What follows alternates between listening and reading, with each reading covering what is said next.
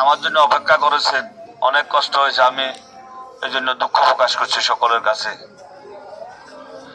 আমরা যে কথা বলতে চেয়েছিলাম ইতিমধ্যেই প্রথম দায়িত্ব যে সফল হয়েছি। ফিরোজ সাহেব আর বিএনপির মধ্যে কোনো অনৈক্য আছে বলে আমার মনে হয় না। ফিরোজ সাহেব বিএনপিতে কোনো বিক্ষোভ বিস্ফোরণ কারো মধ্যে কোনো দুঃখ ক্ষোভ আছে বলে আমার জানা নেই। সবাই ফিরোজ সাহেব আসি খুশি আনন্দিত। আমাদের প্রিয় নেতা যে নমিনেশনের সিদ্ধান্ত দিয়েছেন ফিরোজ সাহেব আসি স্বাগত জানিয়েছেন। আমাদের প্রিয় নেতার প্রতি আস্থা রেখে সহযোগিতার হাত বাড়িয়ে দিয়েছেন। সুতরাং প্রতীককে জনপ্রিয় করে তোলা এবং ধানের শীষের প্রতীককে বিজয় করা, এই দায়িত্ব আমি একা আমার পক্ষে সম্ভব হবে না। আপনাদের সকলের সহযোগিতা লাগবে। এই সহযোগিতার মধ্য দিয়ে আমরা ইনশাআল্লাহ আল্লাহর উপর আমরা ভরসা রাখতে পারি। আল্লাহ আমাদেরকে ধানের শীষের প্রতীককে বিজয় করবেন ইনশাআল্লাহ। আমাদের সকলকে সকল রকমের দুঃখ ক্ষোভ ভুল বুঝাবুঝি পরিহার করে কাঁধে কাঁধ মিলে হাতে হাত রেখে আমরা কাজ করতে হবে ঐক্যবদ্ধভাবে। তাহলে ধানের শীষ ইনশাআল্লাহ জিতবে। এই কাজটা করার জন্য আমরা সকলে প্রস্তুত আছি তো ইনশাআল্লাহ।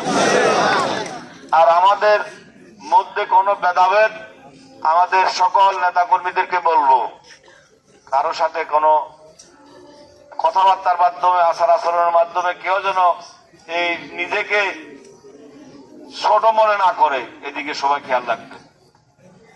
সবাই আমাদের নেতা, আমাদের মধ্যে প্রতিযোগিতা ছিল ধানের শীষের জন্য, আর অন্য কোনো কিছু ছিল না।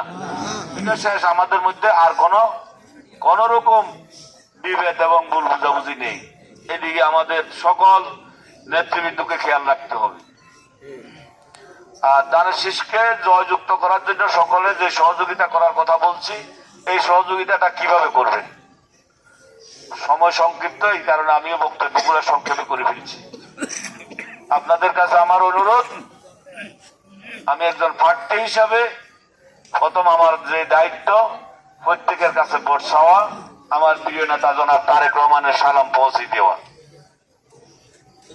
আমি আপনাদের সবাইকে হয়তো আরেকদিন এইভাবে নাও পাইতে পারি, তাহলে আমার দায়িত্বটুকু আমি প্রথমে আদায় করে ফেলি। কি বলেন? তারেক রহমানের সালামটা আপনারা গ্রহণ করবেন। আপনাদের সবার কাছে তারেক রহমানের সালাম দিচ্ছি।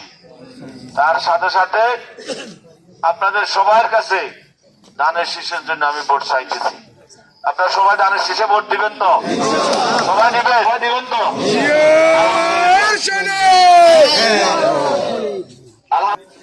আমার দায়িত্বটুকু আমি আদায় করছি।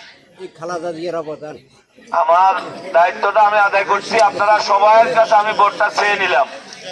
তাহলে আমরা ভোট করতে হবে। কিভাবে ভোট করব? সবাই তো আমরা ভোট করবো ইনশাল্লাহ।